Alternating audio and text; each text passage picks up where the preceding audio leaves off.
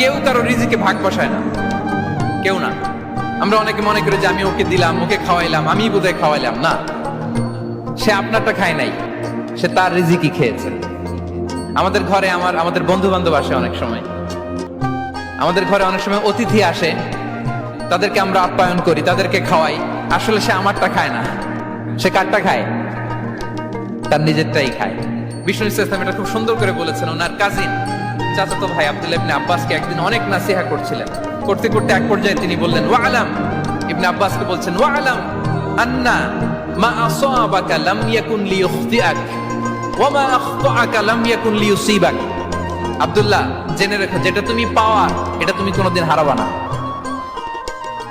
যেটা তোমার হওয়ার কথা ছিল ওইটা তুমি কোনোদিন মিস করবা না।